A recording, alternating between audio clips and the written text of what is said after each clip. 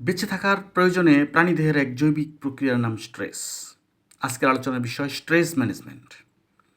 স্ট্রেসের প্রভাব দীর্ঘদিন মানসিক চাপ বা স্ট্রেসে থাকলে শরীরের সিম্প্যাথেটিক নার্ভাস সিস্টেম অ্যাক্টিভ হয়ে ওঠে। অ্যাড্রিনালিন এবং কর্টিসল হরমোনের নিঃসরণ বেড়ে যায়, রক্তনালী সংকুচিত হয়, প্রেশার বেড়ে যায়, হৃদস্পন্দন বেড়ে যায়, প্রেশার বেড়ে যায়, হজম প্রক্রিয়া হ্রাস পায়, গ্রোথ হরমোন বন্ধ হয়ে যায়, রোগ প্রতিরোধ ক্ষমতা কমে যায়। যখন আমরা বিপদ অনুভব করি তখন আমাদের স্ট্রেস বেড়ে যায়। বাস্তব বিপদে ব্রেন যে প্রতিক্রিয়া দেখাবে, কাল্পনিক বিপদেও ব্রেন সেই একই প্রতিক্রিয়া দেখাবে। স্ট্রেসের পরিণতি: heart disease, hypertension, stroke, IBS, ulcer, diabetes, muscles and joint pain, allergy, অকালে দাঁত পড়া ইত্যাদি সমস্যার সৃষ্টি হতে পারে।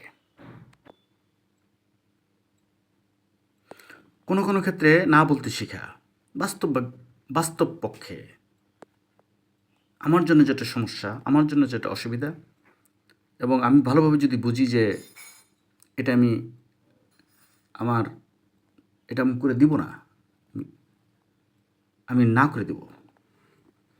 কাজকে ভালোবাসা, কাজের মধ্যে থাকা, মেডিটেশনের প্র্যাকটিস করা, প্রসেস ফুড এড়ানো, গভীর শ্বাস প্রশ্বাসের নিয়ন্ত্রণ করা, গভীর শ্বাস প্রশ্বাসের ব্যায়াম করা, যোগা করা, দিনে কমপক্ষে 30 মিনিট দ্রুত হাঁটা, পাতে লবণ কম খাওয়া, এই প্র্যাকটিসগুলো যদি আমরা করি তাহলে হয়তো দেখা যাবে যে স্ট্রেস ম্যানেজমেন্ট করা আমাদের জন্য সহজ হয়ে যাবে।